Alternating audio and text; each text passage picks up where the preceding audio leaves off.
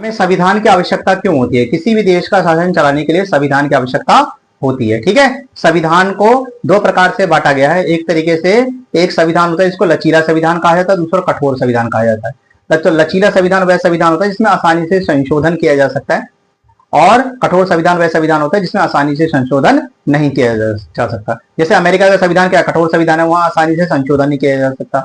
भारत का संविधान क्या लचीला संविधान है, उसमें आसानी से संशोधन किया जा सकता है। इसी प्रकार से संविधान को हम देखें तो दो प्रकार से है, एक होता है लिखित संविधान, दूसरा होता है मौखिक संविधान।